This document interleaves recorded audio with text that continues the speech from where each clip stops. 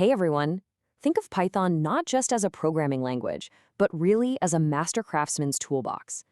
Every data structure inside it is a highly specialized tool, precision engineered for a specific kind of job. And today, in this explainer, we're opening up the compartments for two of the absolute most robust, heavy-duty tools in your kit, tuples and sets. Okay, let's dive right into this. Here's our roadmap for today. First, tuples, the immutable sequence. Second, packing and unpacking tuples. Third, sets, unordered and unique. Fourth, set methods and operations. And finally, number 5, why this matters. All right, section 1, tuples, the immutable sequence. Let's start with our very first tool. If a standard Python list is like an open cardboard box where you can freely toss things in and pull things out, a tuple is a lot more like a locked steel safe. By definition, a tuple is a finite, ordered sequence of arbitrary Python objects. But the absolute most important phrase here is that they cannot be changed once created. In Python terms, we call this being immutable. This means absolutely no appending, no popping, and no reassigning elements at a specific index. The door shuts, and it's locked. Now, you can put totally mixed data types inside them, a string, a float, a boolean, whatever you want, but that overall structure is locked tight in memory.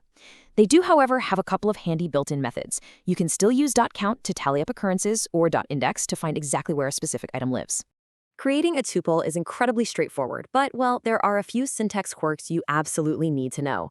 You can create them simply by separating values with commas, literally just 1, 2, 3, though most developers wrap them in parentheses for clarity, which is definitely best practice.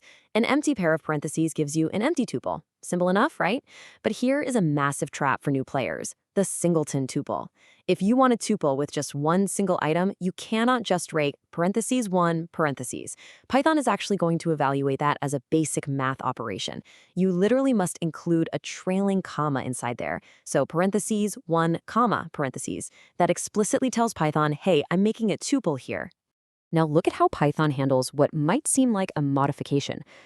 Wait a second, didn't I just tell you tuples are immutable? So what happens if you take a tuple T and try to add another tuple, say 4, 5 to it, using the plus sign? Well, Python actually allows this, but under the hood, you aren't changing the original tuple at all. Python evaluates that concatenation, generates a completely brand new tuple containing all the combined elements, and then assigns that shiny new object back to your variable T. So the original safe wasn't broken into. Python basically just built a bigger safe to replace it. Moving on to section 2, packing and unpacking tuples. Let's see how this all builds into one of Python's coolest features. We know how to put things into the safe, but how do we organize them and take them out efficiently? This brings us to tuple packing. When you write something like A equals 1, 2, 3 without any brackets or anything, Python automatically packs all those values together into a single tuple object.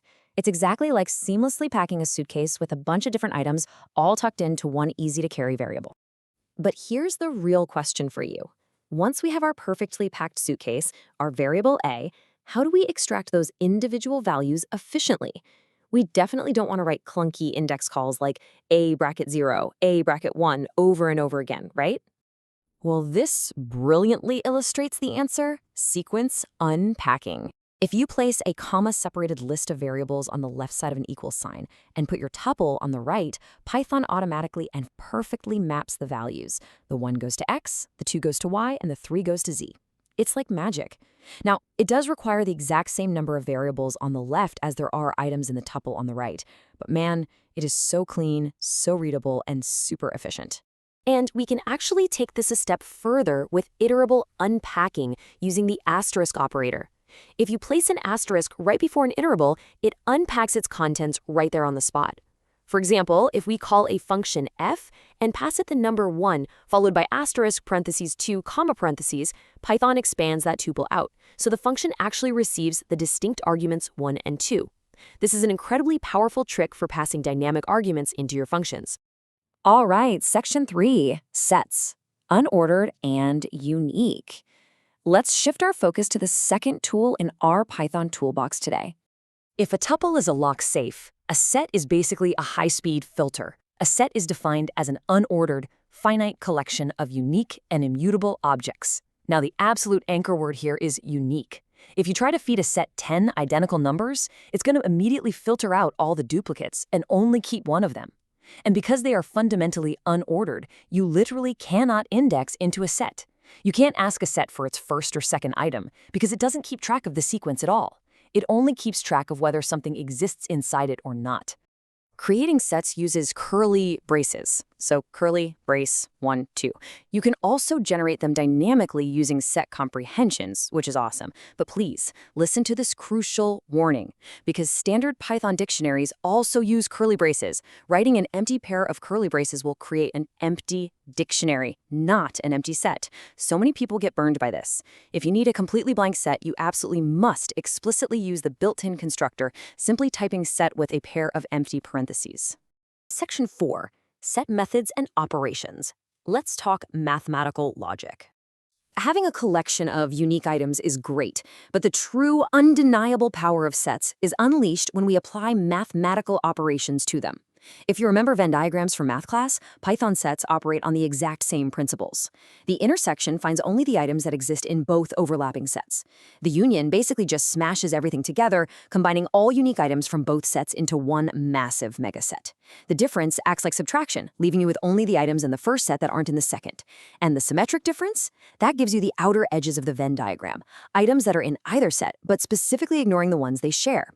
Now, let's look at a really advanced variation of this, the frozen set. Standard sets are mutable, meaning you can add and remove items after you create them. But because they can change, they are considered unhashable in Python, which means you cannot use them as dictionary keys or put them inside another set. Enter the frozen set. By using the frozen set constructor, you create a set that is totally immutable. It brilliantly combines the unique filtering property of a set with the locked safe immutability of a tuple. Because it's locked, it becomes hashable, meaning yes, you can safely use it as a dictionary key. How cool is that? We also have to highlight one of the absolute best reasons to use a set in the first place, fast membership testing using the in operator. When you write X in S, well, checking if an item exists in a regular list requires Python to potentially scan every single item one by one until it finds it. But sets are built on hash tables. Under the hood, Python is heavily optimized to check if an item exists in a set almost instantaneously. And the crazy part, that speed holds up regardless of whether your set has 10 items or literally 10 million items. It's lightning fast. Section 5. Why this matters. Let's bring all this technical syntax back down to earth. Why does knowing when to use these tools actually matter in your daily coding? Well, the official Python language reference really hits the nail on the head. It says, common uses for sets are fast membership testing, removing duplicates from a sequence, and computing mathematical operations. Think about it. If you scrape data from a website and end up with a messy list of thousands of email addresses full of duplicates, you literally just pass that list into the set constructor. Boom. Instantly, all the duplicates are gone. Or if you need to cross-reference a massive database of users against a list of banned IP addresses, a simple set intersection does it flawlessly in a fraction of the time.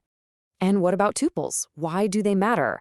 Listen, their immutability is not a restriction. It's a massive feature. It gives you automatic data protection against accidental bugs. If you have configuration settings or, say, GPS coordinates that should absolutely never change while your program is running, putting them in a list is just asking for trouble.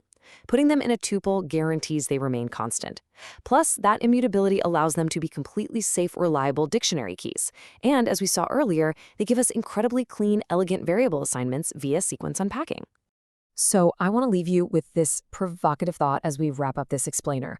I want you to go look at the very last script you wrote. Where are you defaulting to using standard lists purely out of habit when you really should be using the lock safe of a tuple or the high-speed filter of a set?